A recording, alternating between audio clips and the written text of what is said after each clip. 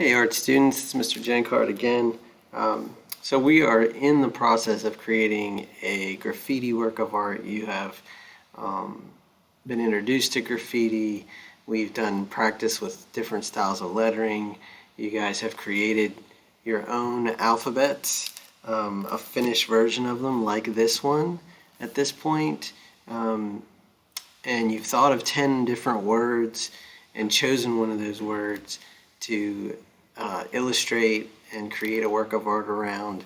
And you're going to use this alphabet to create a work of art with the word you've chosen.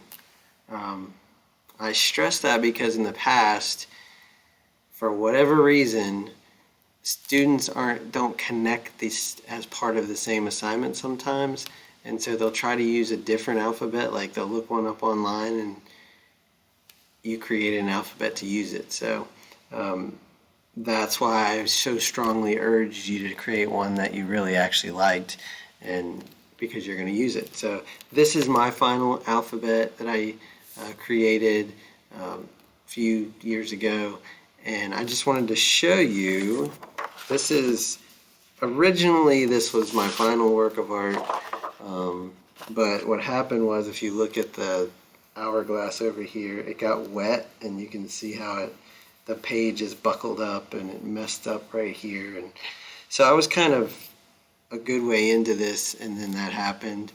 And so this is not a good example of a rough draft. It's way too detailed. You guys don't have to have this much detail in your rough draft. But I kind of wanted to show you what I had that was rough. For you guys, this will be done in your sketchbook. So it'll be a little smaller because your sketchbooks aren't quite as big as this paper here, but you don't need this much detail. What I'm looking for is you taking the alphabet you created and using that, laying out your words in a way that that takes up most of the page, because one of the things that we learn with graffiti is that the word is the center of the artwork. So you want to make sure that you lay out your word in a way that is going to be appealing. It's going to look good visually. You don't want it to be haphazard. So this step of the rough draft is really, that should be your main focus, is getting that word on the paper the way you want it to look. You can see here how my lettering is about the same distance from the edge of the paper on both these sides. It's about the same distance from top to bottom. It's centered. When you center something, and make it big on the page, it's going to be the focus of your artwork. So that's what I'm looking for y'all to do. I also want to see you add the extra details in the background, whether that's behind your letters. You can have things that are coming up over top your letters. You can see this book right here is starting to come up over top my letters. I've got things attached to my letters.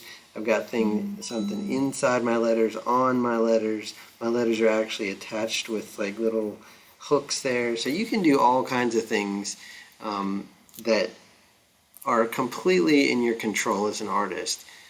So be creative with it.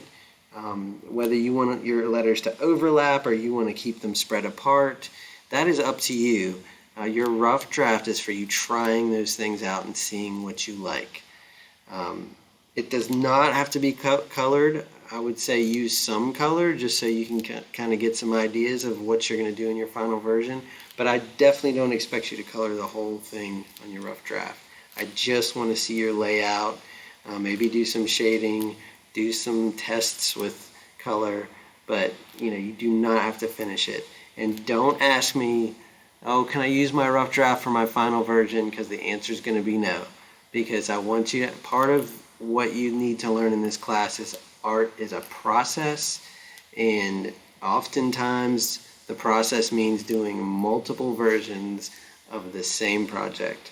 So, and the good thing about that is when you get to the final version, you can take away all the things you don't like, and what you're left with is everything you do like. And so I'll show you, one of the things I didn't like about this was these arrows. I just didn't like the way they turned out, and I didn't really care for the book. So I know this is hard to see, but I think you'll be able to see it enough. What I've done is, you're going to have to look closer. Let me see if I can turn up the exposure just a little bit. It might help. Anyway, the book is more three-dimensional now. Instead of having just clip art type arrows, I've tried to make actual arrows and that look kind of like spears here. But everything else I kind of redrew the same, just as carefully as I did the first time. So I know you might not be able to see it good, but the point is that when you have a rough version and then do a final version, that final version, everything you don't like can be erased.